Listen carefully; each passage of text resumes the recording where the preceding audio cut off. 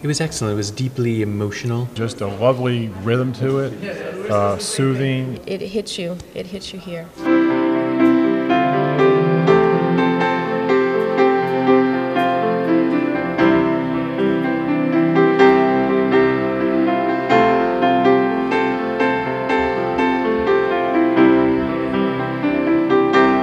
I thought it was beautiful.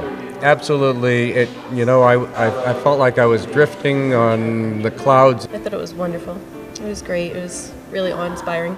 When someone tells me they feel better because they listen to my music, I always say at that moment, thank God he gave me the ability to give somebody a little bit of comfort. You know, inspiration comes from a lot of places, as you can see. I have a lot of Chinese friends, and we talk a lot about their language because it seems that China has a very high percentage of its population that have perfect pitch. And part of the reason is the language is very musical. China is very mathematical, and China is very basketball crazy. And as I think many of you might know from my site, those are the three things that led to me playing the piano. So I wrote a song, and I guess you'll see why it's called China.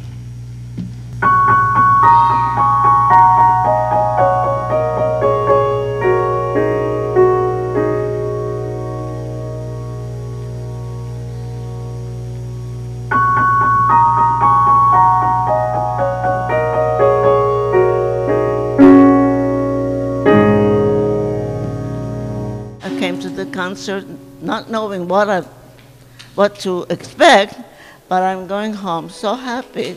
The music was from the heart. It was wonderful. It was soothing. When I first heard his music and saw the video, I thought the music is awe-inspiring, and the music in the video is amazing. I was really about to tears. Wow. I'm sure I speak for all athletes when I say we couldn't be any more thankful for this. Thank you once again for doing this concert, and keep up the outstanding work you do. Thank you. I want to tell you a story. I was at the games this Sunday, and I met a woman there when I was giving out some of the awards, and we started speaking Spanish. I used to live in Spain and actually played basketball, and I taught English in Spain. And I think there's 30 people walking around in Spain speaking English with a Bronx accent. So we were speaking, and this woman, we hit it off, and she said she was from Argentina. And I said, I have a friend from Rosario. And she said, Yo soy Rosarina. She's from Rosario. And she sent me this incredible email that I want to share with you. And if you think back to the video that we saw before, I think you'll see why. She wrote this to me. I'll translate the Spanish. David, fue un placer, it was a pleasure, haberlo conocido este fin de semana, to meet you this weekend. Soy la Rosarina. I am the woman from Rosario. I just watched your video of Hear the Children. I have tears in my eyes. How beautiful. I wanted to also tell you that in one of your slides, there's a soldier hugging an athlete with a yellow shirt, if you remember that one. And I wanted to tell you the story of this photograph. Every photograph here is a story. The soldier's my son, who had just returned from Afghanistan, and the athlete is Alan. Listen to this. Both of them went through scouts together all the way until they both achieved their ego. Hi. Alan was overly excited when it was Patrick that was giving him the award. How did you get that picture? It's wonderful what you do. Thank you. There was a man, thank you very much. There was a man when I was 11 years old. I played Little League in the Bronx, and I did something I think no one ever did. I committed 4 errors on one play. I'm going to show you what I did. I was put on third base, and the ground ball came to me, and I bobbled it. That was the first error. I took it. I threw it over the first baseman's head. That was the second error. Person hit the ball, ran all the way around the bases. First baseman went and got the ball, threw it to me. I came and I dropped it. That's 3 errors. Picked the ball up. He's going around home. I said, I'm going to get him now. Right over the catcher's head. 4 errors in one play. I actually have a website now called 4 Errors in One Play. that I'd like people to write into to tell the experiences, how they've overcome going through something like that. So I had a coach, his name was Pepe Crespo. He had just moved from Puerto Rico, and he ran over to me. What are you going to say to somebody when that happens? You know, the first thing you think is, you know, your name's probably not going to be on the All-Star ballot this year, right? It's not what he said.